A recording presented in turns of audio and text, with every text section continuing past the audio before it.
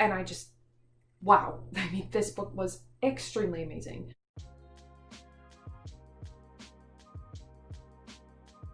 Hi friends, welcome back, or just welcome if you're new. My name is Emily, and today we're going to chat about Raybearer by Jordan Ifueko. Quick note, school has started for me. The day this video goes up is actually my first day of school, which is very exciting. I'm going to try and upload once a week still, but I do have classes this semester that are like super reading heavy because I am an English major, so I might not be able to like read for fun as much as usual, so there will probably be less reviews, more like tags and extra miscellaneous stuff, just letting you know. Okay, so on to Raybearer. Wow, I loved this book. I got to hear the author Jordan Ifueko speak at Y'all Stay Home, which was Y'all West's like online virtual festival. I think I talked about that in one of my other videos. But anyway, I got to hear Jordan Ifueko speak, and she said a lot of really cool stuff about world building and representation in literature and stuff like that.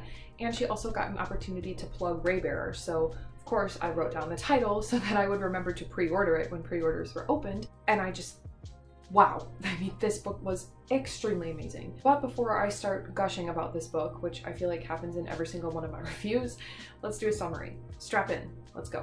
Raybearer follows Tarisai, a young girl who travels to her kingdom's capital in order to enter a contest to become a part of the Crown Prince of Eretzar's, or the Raybearer's, council. The council protects the Raybearer and is bound to him by love.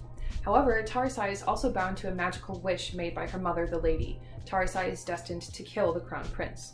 As Tarisai joins the Prince's council and gets to know her fellow members and mentors, she finds out things about Eretzar's history that she never would have expected. Caught between her duty and her conscience, Tarisai must fight her wish instincts in order to serve justice and save thousands of innocent people.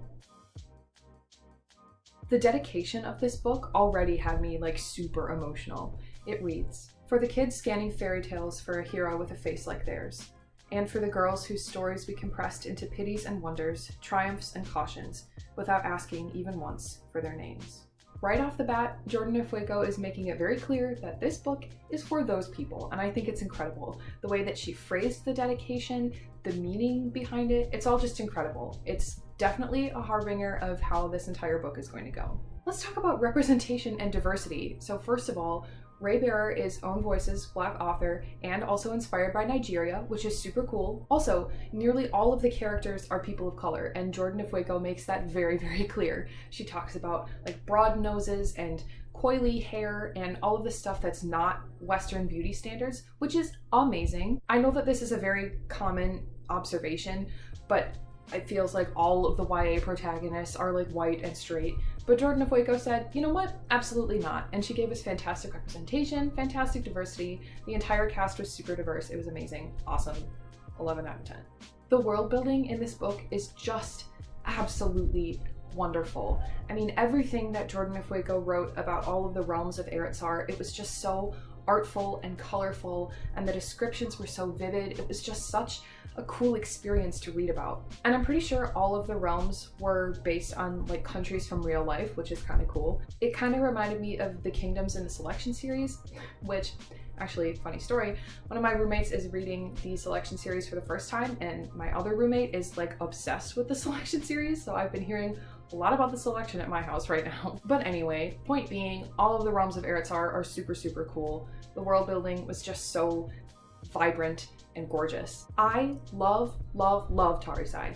I don't think I can really explain how much I love Tarisai. She's so precious and sweet, and she wants a family and a connection, and she's also brave and smart and fierce, and she doesn't let anyone get in the way of her fight for justice. She is such a well-rounded, dynamic character, and her discovery of her story was so interesting to watch. Her narrative voice is so distinct and engaging. Wow. Tarisai, amazing. Last thing before we move on to spoilers, I am obsessed with Dio's council. Just the dynamic between them is so incredible. And the idea of council sickness, like being physically ill when you're not in the proximity of the people that you love, is such an interesting way to explore the concept of love, especially of platonic love, because that happens to people. When you love somebody so much, you feel physically sick when you don't get to be with them. And normally people associate that with romantic love, but this happens with the platonic love that the council shares for each other and for Dio. It was truly beautiful to read about. There are so many kinds of love in this book. We have our romantic love between Sanjit and Tarisai, which was amazing, and I will be talking about that, don't worry. We have our platonic love between the members of the council and Dio. We have love for one's purpose and one's country and one's realm, which is a love that Tarisai showed very clearly. And we have familial love between the lady and Tarisai. So let's break the familial love down because I think that one is really interesting. On the one hand, with the lady, Tarisai was upset and angry with her for keeping secrets from her and hiding from her and not allowing anyone to touch her and just keeping her in this strangely sheltered yet very toxic and volatile world as she grew up. But on the other hand, Tarisai longs for the lady's attention. She longs for her approval. She wanted to make her proud. She wanted her to say her name. And I think that that's very representative of what a lot of family relationships can be like. It's not always this gold standard of having a relationship with someone that you're related to. And it's not cut and dry. It's not you hate them or you love them. There are shades of gray all over the place in relationships like that.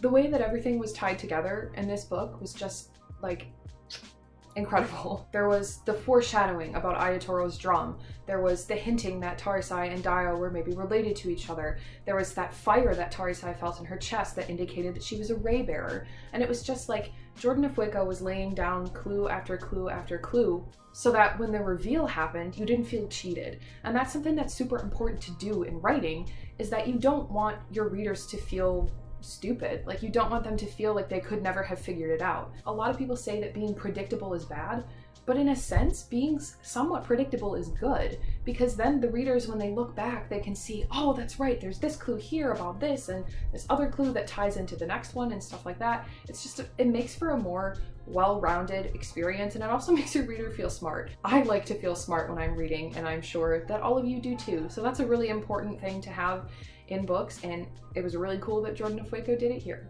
Lastly, I know it's not favorite quote time just yet, but I did just want to touch on something that Tarisai says when she's giving her first ruling. She's talking to all the realms of Eretzar, and eventually she says, "Uniformity is not unity. Silence is not peace." I talked about this a lot in my Undying video last week, so I'll just keep it brief here, but I think this is really applicable to what's going on right now. Tarisai saw that her people were suffering. She saw that they were struggling under this new system that had been put in place, and instead of staying silent about it, she stood up and said, "This cannot stand, I'm not letting this happen, and I'm going to help fix it." She lifted up the voices of the oppressed so that they could share their experiences and share their stories, and then they could then make positive change based on those experiences and stories. And that's what's happening right now, and I think that's really cool. I'm giving Raybearer 5 stars, no questions asked. I loved every single second of reading this book. The plot, the characters, the world building, the message, it was all just so incredible. Absolutely amazing. Okay, now it's favorite quote time. This is actually going to be a set of quotes about Sanjit and Tarisai because I loved their relationship so much. It was very sweet and swoony, and I know that Tarisai is a very independent female character, but that doesn't mean that she can't be independent and also have a relationship with somebody. And Sanjit and Tarisai together, it's so cute. All of these quotes pretty much center around the fact that Sanjit calls Tarisai Sunshine Girl, which I think is just the cutest thing in the world. Like on page 125, he says, "Sleep well, Sunshine Girl. I will take whatever dreams you give me." And on page 152, we have, "I choose the girl who walks through fire. I choose sunshine." And page 259, where he says, "That's the problem, Sunshine Girl. When it comes to you, I will never stop falling." I mean, come on. Like, if a guy said those things to me, I think I would simply spontaneously combust, like in an instant. He's just so sweet with her, and he's very supportive, and he's willing to help her on her journey no matter what she needs. It's just really awesome. And that's all I have on Raybearer. Thank you so much for watching. Be sure to like and subscribe if you so choose, and I will see you next time. Happy reading!